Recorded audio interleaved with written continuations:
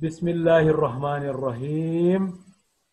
Pagi ini saya bersyukur sekali bisa bersilaturahmi dengan orang terdekat dari Kiai Haji Maimun Zubair yang bagi saya luar biasa.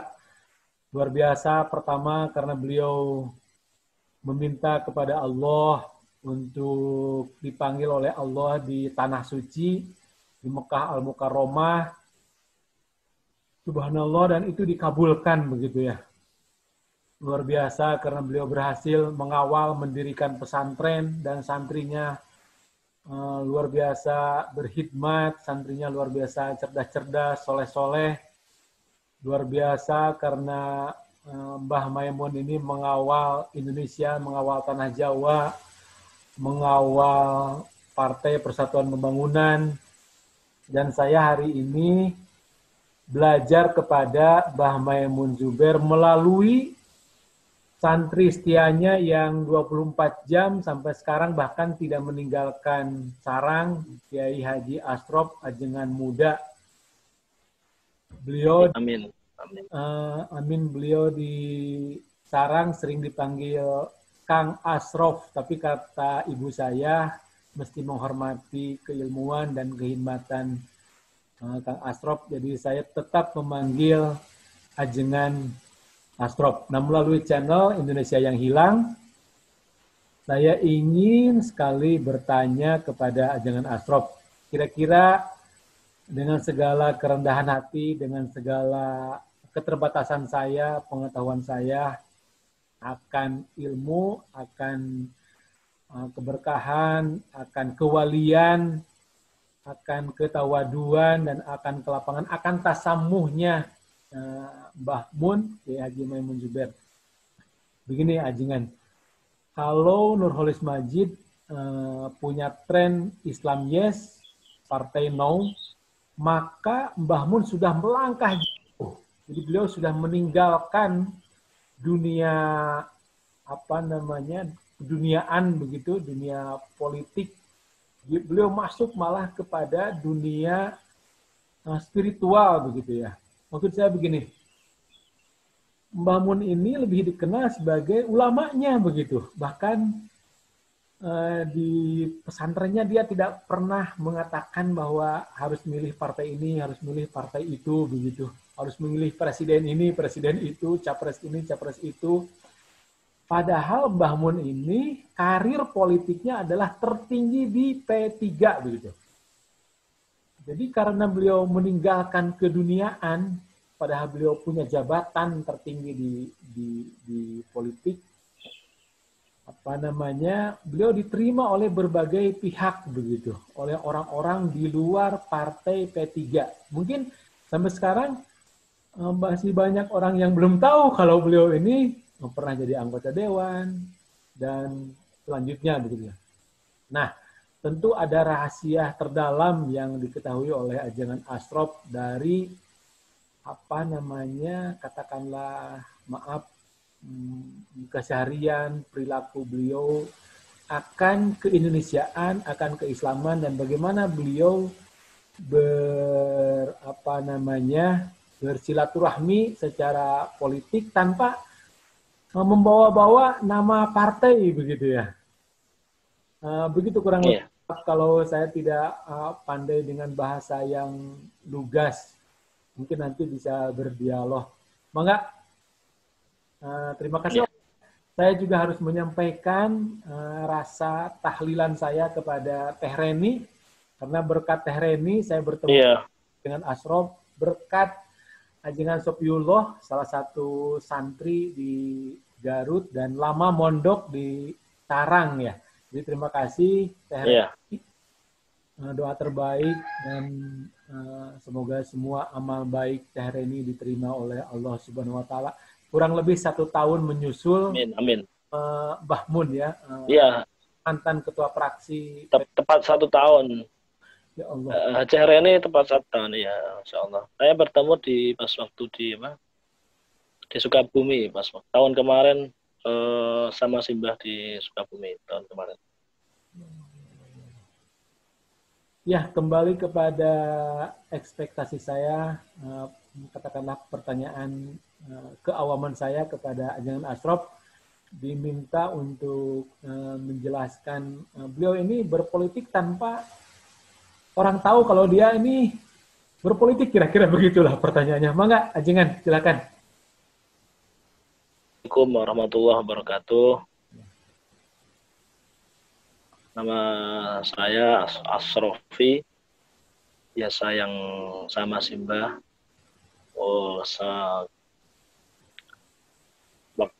Mungkin saya cerita dengan bio. Enggak.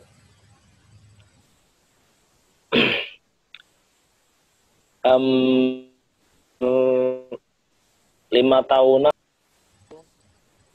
5 tahun terakhir ini, sebelum beliau wafat di Makkah Al-Mukarramah, waktu di pondok pesantren Sarang, pondoknya Simbah Maimun Zubair almarhum. Biasa dengan kegiatan santri-santri ya biasa di seperti pada umumnya, setiap pagi mengaji, siang mengaji, sore mengaji. Tapi ada waktu tertentu saya ingin mengabdi di Simbah Maimun, tepatnya di dalam beliau. Biasanya kalau setelah mengaji kitab Ihya, itu saya ikut membantu teman-teman di dalam menyiapkan minuman, menyiapkan makanan untuk suguhan untuk para tamu. Itu awal ingin mengabdi di Simbah Maimun. Lama-kelamaan, pas waktu itu, Simbah, mungkin beliau bahasa Jawanya perso, tahu itu. Terus waktu sore itu saya ditimbali, kalau bahasa Jawanya ditimbali, bahasa Jawanya ditimbali, dipanggil, terus didhawuhi, kamu ikut saya. Itu kalau bahasa Indonesia. Awakmu melu aku wae. Dan itu. Awakmu penggih. Sekali ya bahasa yang yang merakyat begitu ya. Ya, lanjut. Iya. Ya. Beliau memang santri semua sih ya. Beliau itu sangat peduli atau memperhatikan para santri, mulai dari kesehatannya, mulai dari mungkin makannya, tidurnya, itu beliau itu sangat memperhatikan. Sampai dari tidurnya, makannya, ya. Itu kan di pondok beliau ini, cerita dulu dari pondok pesantrennya ya. Iya, monggo. Pondok beliau itu kan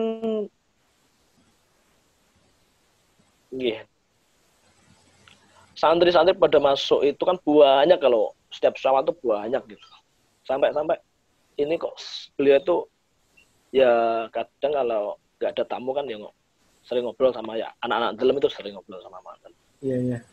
Ki santri kok akeh banget, terus turunin yang di gitu. Beliau itu merasa kasihan gitu, Ini santri banyak banget, nanti tidurnya di mana? Itu yang beliau pikirkan. Kan itu. Kan kasihan. Sampai itu di kamar itu ada yang 25 orang. Itu kamarnya. Iya. Seadanya, maksudnya namanya santri ya seadanya gitu. Terus beliau sampai memikirkan nanti tidurnya di mana, bagaimana tidurnya itu beliau sangat memperhatikan. Terus untuk makannya itu di warung itu mungkin beliau itu apa ya, kan batik kan itu. Kalau kalau biasanya kalau warung-warung itu kan apa yang dicarikan untungnya ya kan. Kalau Simbah itu bukan seperti itu. Kalau Simbah itu eh, warung makannya itu untuk santri itu untuk membantu apa? Membantu untuk dimurahkan, membantu biayanya itu loh. Biar makannya murah, nggak kemahalan itu. Itu warung dalam seperti itu. Untuk dari beliau seperti itu. Terus sampai Iya. Untuk ke setiap hari Pak Santri itu. Kalau untuk mengaji atau untuk yang sekolah itu juga pastilah, itu sangat pasti, itu paling diprioritaskan untuk beliau itu. Iya. Di mana-mana kalau Simbah itu harus mengaji. Pokoknya harus mengaji. Itu ajaran dari Simbah seperti itu. Yang ditekankan untuk santri itu mengaji dan mengaji, walaupun apapun keadaannya harus mengaji. Bahkan terus beliau membuat sekolah formal, membuat sekolah tinggi, itu beliau memang ada perubahan zaman. Tempat itu tidak lepas dari kegiatan pengajian, harus ada ngajinya. Itu dari Simbah memang seperti itu.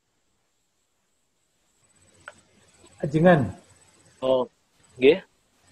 Ada cara memanggilnya Ajengan Asrop kepada Mbah Mun, Kiai Haji Maimun Juber, padahal beliau orang besar, didatangi calon presiden, dan calon presiden dalam tanda petik maksa begitu ya untuk ketemu beliau. Tapi dari cara memanggil Ajengan Asrop kepada Mbah Mun Juber cukup dengan Mbah begitu. Simbah. Saya biasanya saya mendapatkan betapa beliau itu egaliter, betapa beliau itu dekat dengan para santrinya. Betapa ini menjadi bukti bahwa beliau sangat mencintai santrinya, dan santrinya tidak ada sekat begitu ya, tidak ada penghalang, dekat. Jadi santrinya bahkan dalam tanda petik tetap hormat tentunya, tapi berani memanggil kepada kiai besar yang salah satunya tandanya tadi didatangi para capres, dengan dekat dengan semua calon presiden, dekat dengan semua calon pimpinan Nahdlatul Ulama, tapi egaliternya memasyarakatnya beliau ini luar biasa. Lanjut silakan Kang As. Iya. Maaf, mangga.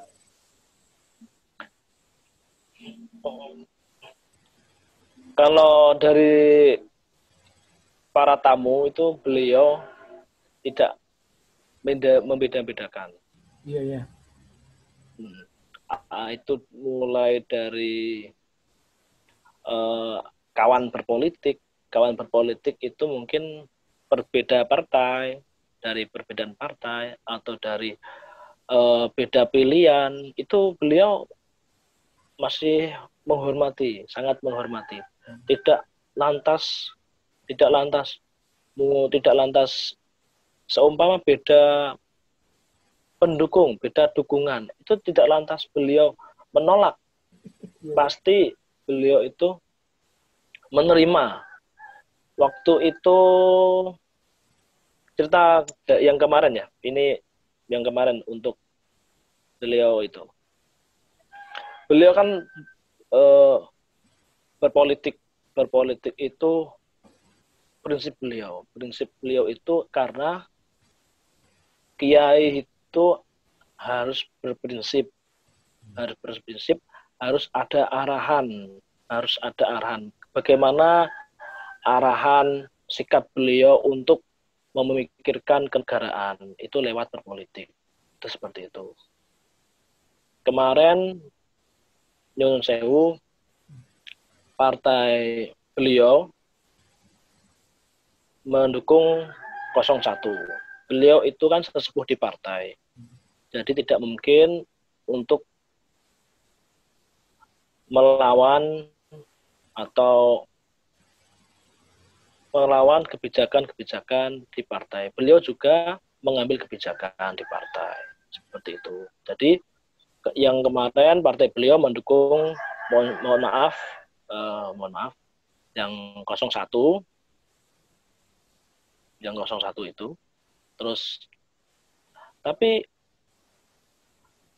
ketika Bapak calon dari 02 itu ingin sowan, itu juga beliau menerima. Itu luar biasa beliau. Bahkan, jadi ketika bahkan bukan jadi ketika merangkul ya. Iya. Jadi ketika Bapak Prabowo itu ingin sowan itu beliau menerima sangat. Tidak lantas tidak mau menerima. Beliau tetap ada wejangan untuk Bapak Prabowo itu pasti ada. Dan untuk depannya Indonesia itu bagaimana itu dan seperti itu. Ketika itu dari berbeda pilihan dengan beliau, maksudnya berbeda pilihan itu beliau orang partai, partainya punya dukungan yang 01 itu. Jadi beliau luar biasanya seperti itu. Contoh lagi di kemarin itu di Jawa Timur ya. Di Jawa Timur. Jawa Timur itu ketika antara Bu Hovifah, saya kalau sebut namanya betul apa lagi? Insya Allah, udah nggak apa-apa. Insya Allah. Bismillah nggak apa-apa. Lanjut. Antara Bu Hovifah dan antara Bu Hovifah dan Gus Ipul itu, partai beliau itu kan mendukung. Lantas yang dari Ipul itu kan dapat dukungan daripada Kiai Jawa Timur.